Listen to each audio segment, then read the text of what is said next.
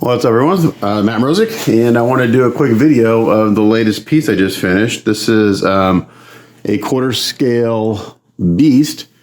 This is a 3D print printed by Bonn Nordin.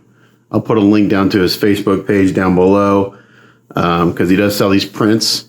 I think the print was, I'm not sure if it was a normal price, around $400 or $450 for the print, which is actually a very good price for this piece. The files are from Wicked. I'll put a link down below to where you can join their Patreon group, or you can buy their files individually through 3D Berserk, I think is the name of the website. I'll put a link down there too.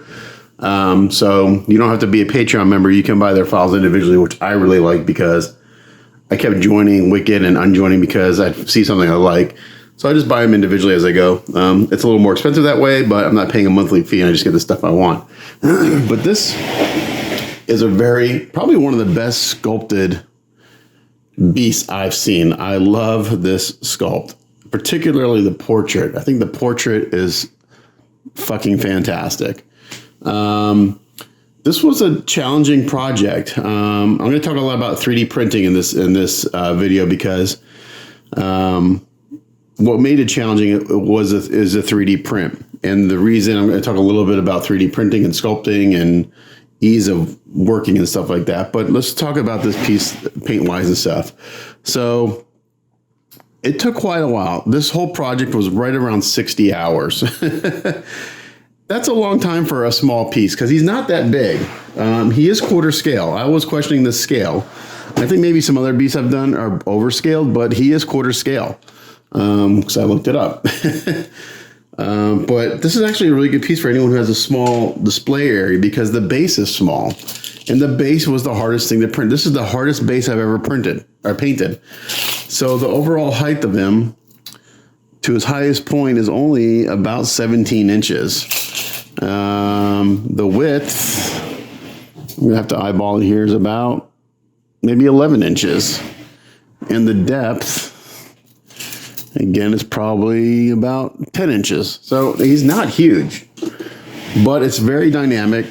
There's a lot going on. He's obviously sitting on top of a sentinel. He just tore his head off, but the head's missing. What's interesting about this piece is that this would be the back of the sentinel. This would be the front. This is like the little chest thing on his chest. So let's talk about, I'm going to talk about the print first. So this, like I said, this was printed by Bonn Nordin. The files are from Wicked. The print was very good. It's a complicated piece because it doesn't come apart. It's all glued together. But Beast is all one piece except for the head. The head comes off and there's no switch out. So this is magnetized. And they did that for shipping because he's got all these really fine hair things coming off. The Beast is one piece and then the base is one piece. But I did make these parts removable. I kept breaking these off. And I did a live broadcast yesterday. My client's like, well, can't you make those removable? It's like, that's a really good idea. So I sawed them off. They're a little shorter than they were. They're probably another quarter inch longer. But I kept breaking them off and trying to glue them. And I'm like, screw this. So that was actually, that's like a light bulb going off. I should cut them off and just make them removable. So I cut them off, drilled holes in these, and now these come off for shipping. So great idea, Tony. To do that. They are a little shorter, but you don't notice. So the base is one piece now, but it came as when I got the piece, this piece was a piece. The rest of the base was a piece. Everything is one piece. It's like crazy. The flames, this part of the shoulder armor, it's all one piece. It came with 2 legs, the waist, the torso, the 2 arms, the hands, and then the head. Okay. So quite a few pieces. Like I said, the print was very good. I'm going to keep referring to the print because I want to talk about 3D printing and how much work is involved when dealing with 3D prints, even on a very good print. Like I said, this is a very good print. I do have to make one correction. I kept saying that Bonn had glued this shoulder part on, and he replies like, I watched your video, like that's not glued on, it's actually, that's how it's sculpted. Even though there's a key up in there, you can see the key. For whatever reason, when you download the file, these are conjoined as one piece. So he didn't glue it on, so correction there. I told him, like, yeah, I complained about that you glued it together. It's like, I didn't glue it together, that's how it came. So like I said, the print was very good. Print line wise, I didn't see any print lines until I started to paint. And that's just because, and there is, if you look really, you have to look really close. There's one in this leg. But I'm not going to show you to you because unless you have to look really hard to see it. Like I said, I didn't see it until I started really looking like painting wise. Even when I put primer on it, I didn't see any print lines. So, yeah. And I didn't, since it's not crazy noticeable, I didn't go in there and try to resculpt all the fur and everything because it was like, if it took me this long to see it, as I turn this, you can't see it. So there's one in that leg. I think there may be one in this leg too. Again, and it's, I can't see it right now, but when I was painting it, I saw it. There are a few little kind of print layer, I don't want to say shifts, but as it's printing, sometimes it may not release from the FEP all the way. And when it goes back down, it kind of does a squishing motion. You'll see some lines. You get the print, you see some lines. There's a few of those on the base, but again, I didn't see them until I started painting. So I didn't worry about fixing it because if I can't notice it, if I don't notice it with as much as I worked on it, no one's going to notice it. If I went and pointed it out, he's like, "Oh yeah, I see that. That's like a little print error." But any normal person is not going to notice it. Of course, there are all the supports the supports were removed from Bonn. But there was a ton of support marks all underneath here and all underneath all of this had all support marks of the flames. All this metal work had support marks. The support marks, the damage by the support marks was actually very minimal. I actually need to pick his brains on the support settings because even though there are a ton of supports, the ones I was able to get to and cleaned up relatively easily. Now, my cleanup on this print is not perfect because I do charge by the hour. And I have to weigh, okay, how long am I going to spend cleaning up on things that you're really not going to see? And how much is this costing my client? Because like I said, this was about 60 hours. I had 3 full days of print prep and 3 full days of painting. So I painted for 10 hours yesterday. I painted for 10 hours on Monday. And I painted for 11 and a half hours last Friday. And then the other 3 days were just prepping the print, which included getting everything to fit. It's a digital print, but nothing really fit. The only part that fit perfectly was the head. That's the only key that fit perfectly. All the other keys needed to work. The key to this hand was way too long. I had to cut it down. I had to adjust the keys for the feet. The feet wouldn't go all the way down to the base. So once I got them on the base, I actually resculpted the base around his feet. So it looked like it was sitting on top of the base. Otherwise there was huge gaps everywhere around his feet. So I had to resculpt the base to get that to fit. I put the legs on and I had to do some gap filling there. Where all the parts joined in, like the arm, the hands, the arms, all that stuff required quite a bit of putty work and resculpting of the fur texture to get it all to blend.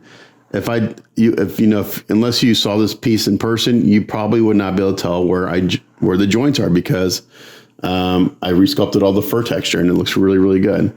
I am noticing right now that this leg may be a little shiny, so I may hit that just a hair with some flattening agent. It's for some reason, a little shiny right there. So I may just hit that real quick. So all the joints needed work. Like I said, the only one that fit perfectly is the head. Now there's a little bit gap here a little bit of a seam because his head comes off. There's nothing you can do about that. There's going to be a seam. What else? The base. So this big part down here wouldn't go down in here. I had to do a lot of shaving and sanding to get that to fit. 3D prints are great. It's a great tool, but they require work. Even the best prints require work. And the reason, and the keying issues has nothing to do with the printer or the person printing it. It has to do with the digital file. So whoever cut and keyed this piece, for whatever reason, just things didn't fit very well. So that required quite a bit of work. So once I got everything fitting the way I needed to, I did some live broadcasts on my Mats Models Customs page. So you can go back and look at those, and I go over kind of getting the feet to fit. I don't remember if I did any like sculpting of the texture in the fur. I may have. I did some paint broadcast yesterday. But yeah, so that was getting the fit was a challenge, and getting to work. It's like I said, when you do 3D printing, you're printing a garage kit. Sometimes you'll get a file that fits very, very good and there's not that much work. This one required quite a bit of work. And again, it has nothing to do with Bonn or the print or the printing. It's just the sculpt and the cutting and the keying. So I highly recommend contacting Bonn if you want one of these printed, or he sells a bunch of other prints. And his prices are very reasonable for what you get. Like I said, the supports, I would be really curious to see this in the slicer and see all the supports. You can look at it and as you're cleaning up and see where the supports need to be cleaned up, but I guarantee there are support marks in here that I didn't get to or I didn't clean up. Just because there's all these nooks and crannies and you physically can't get to it sometimes, even with the Dremel or a sanding stick. So I guarantee that as much time I spent cleaning up, that my cleanup is not perfect. And it's never perfect on any garage kit. I do the best I can in the shortest amount of time that I can, since I charge by the hour. So yeah, so it was a great tool, but required quite a bit of work to get things to fit and lined up and everything. But we got there.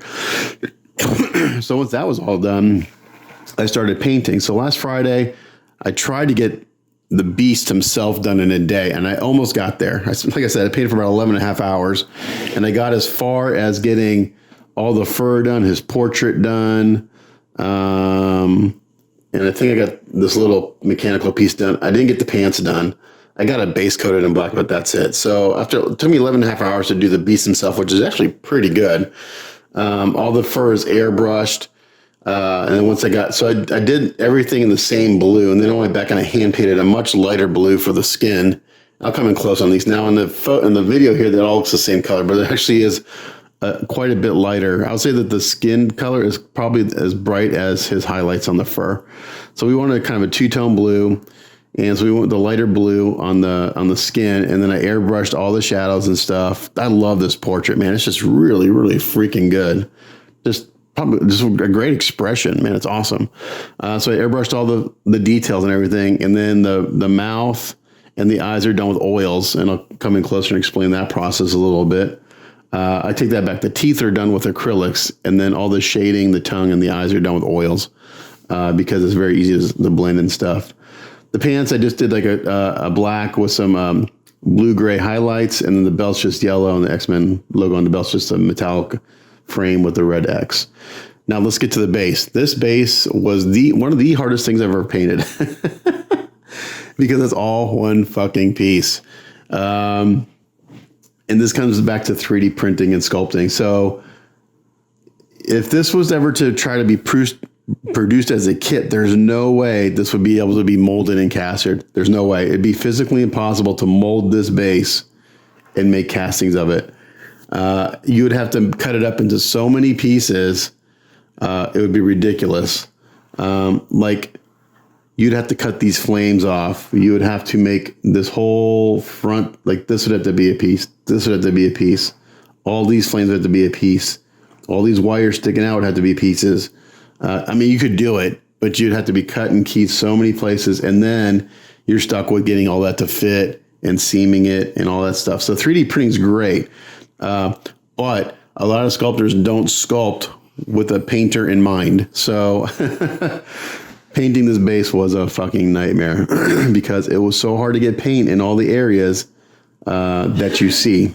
And I first started off by painting the flames first, thinking I'll do the flames and then I'll hand paint everything else. Because there's really no way to mask this off. Just because it's so complicated. The masking would be a nightmare. So I did the flames and then I started to paint the base, but I started to get little flecks of paint all over the flames. No matter how hard I tried not to get paint on the flames while doing the other parts, I got paint on them. So like, okay, I'm not going to fight it. I'm going to finish what I got to do, and I'll go back and I'll kind of hit the flames again, which actually didn't take as long as I thought. But I will say that had done the flames first and then going back and kind of doing them again was very helpful, because if I hadn't done them first, I would have had to go back and really concentrate on getting a lot of color on them. So it was kind of a good thing I did them first and then redid them. So it worked out in my favor. The color of the base. So initially we went with green on the Sentinel. Wicked's color reference has it green. We talked about it and we thought green would be good because it would just be less blue and the beast would stand out better. So I got all the blue and the green and everything done on the Sentinel and the weathering done. And initially my client's like, that looks great. And then about an hour later, he's like, you know what? I'm not digging the green. So he's like, can we like do a wash on it or do something to change it to blue? So we chat on the phone, and it's like, you know what?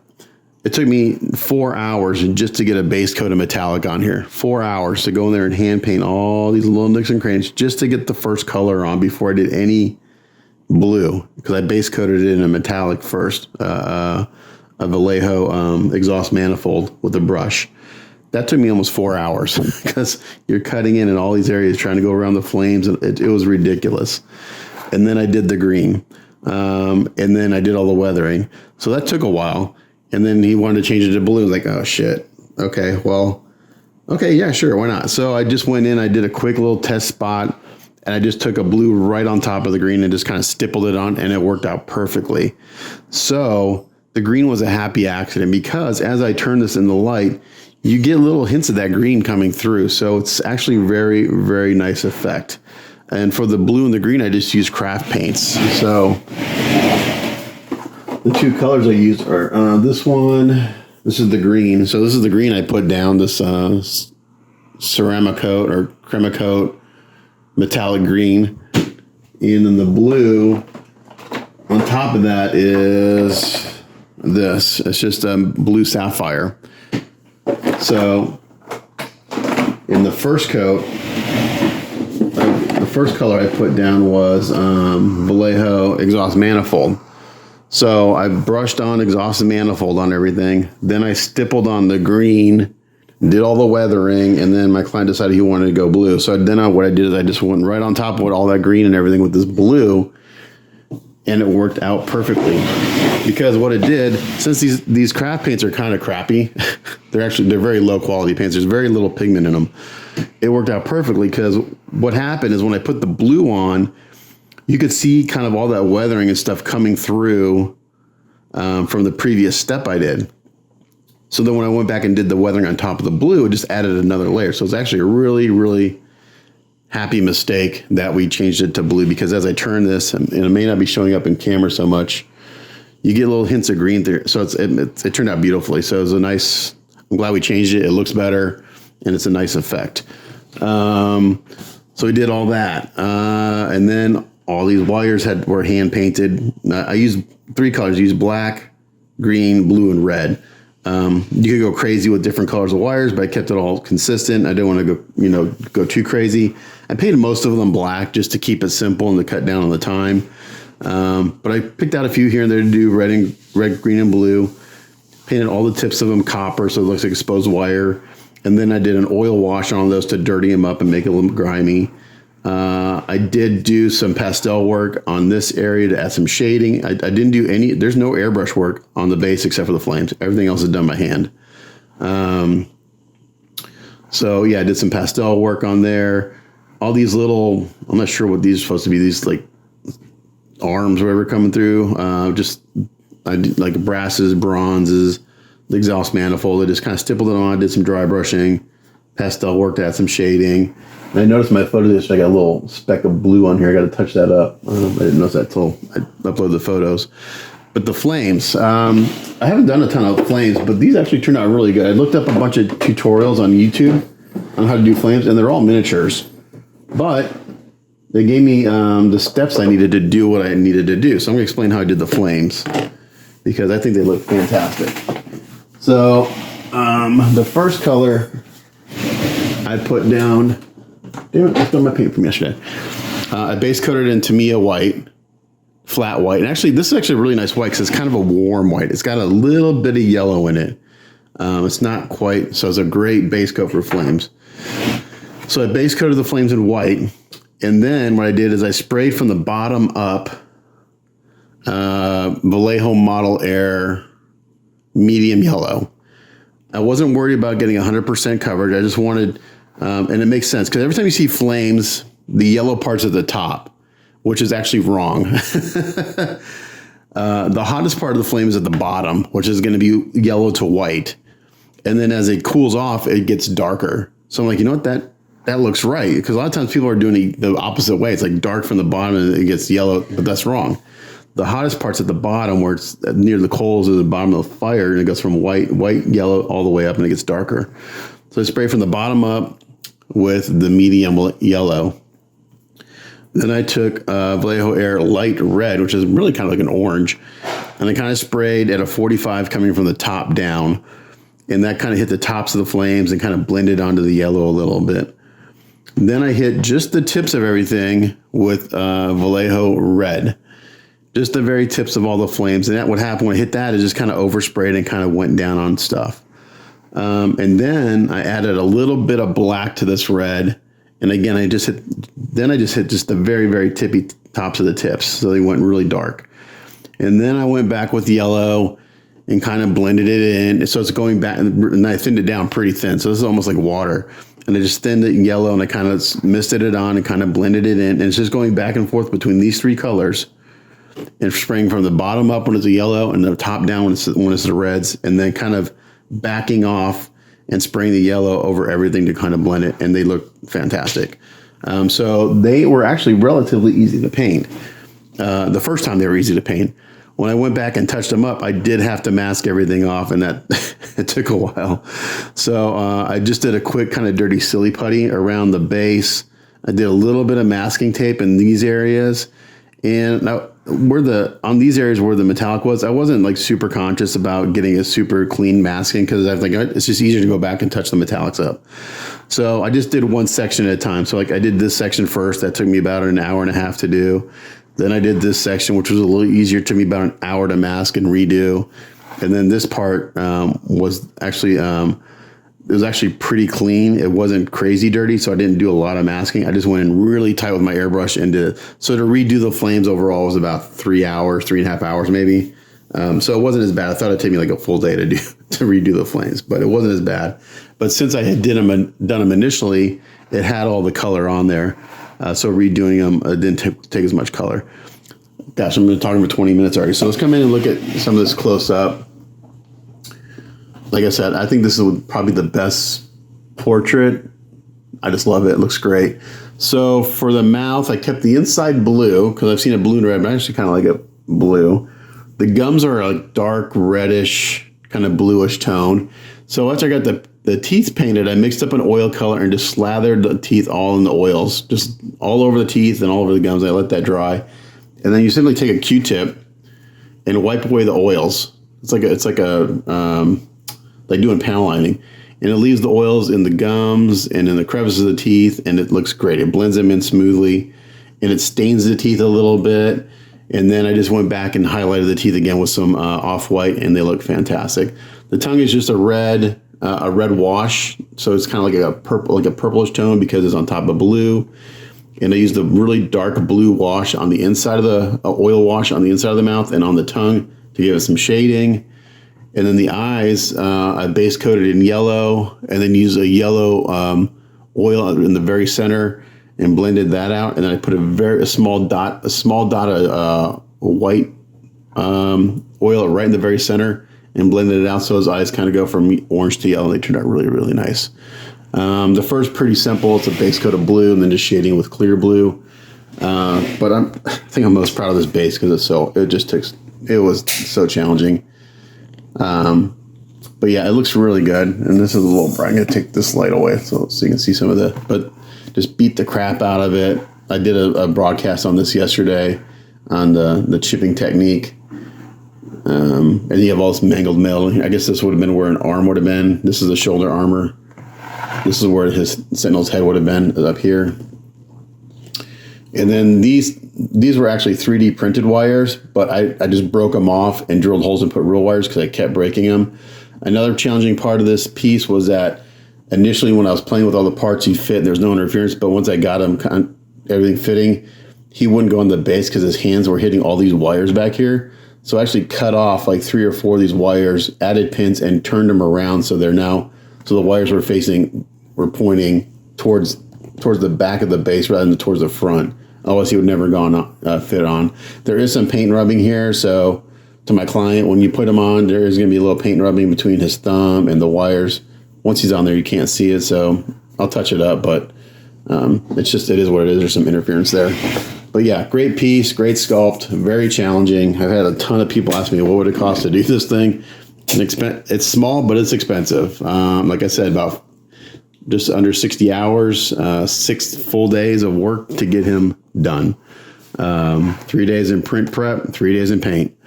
But great piece. Wicked killed the sculpt on this. They do some really fun stuff. Some of the stuff I'm not a fan of, but every once in a while they have a piece that just looks badass, and this is one of them. But I just wish the base was was easier to paint. But it's like I said previously, when you finish something that's really challenging and it turns out well, it's like, oh man, that's really good, and it was worth all the work, headaches, and effort, and rework, and cleaning up and stuff. But he looks awesome. And what I really like is that the flames, I didn't do any OSL, object source lighting, on the base. And the reason I didn't do that is because I can't get the airbrush to spray in the correct direction.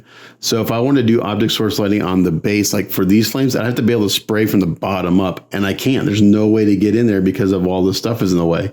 I have to spray top down, which wouldn't make sense. The direction of the light of the paint going on the base would not reflect the direction of the light coming off the flames. But since this is so shiny metallic, it does reflect some warmth in the paint just naturally from the reflection. So it's kind of there, but I didn't paint it in just because I can't. But there you go. That's a long ass video on this. I will post photos at the end of this. I took photos last night and they look great. My photos are probably a little punchier than in person, but that's just tends to be the case usually. But he turned awesome. My client likes it. And if anyone has this piece from Bonn is interested in having me do it for them, let me know. I wouldn't mind doing another one now that I know I'm getting into.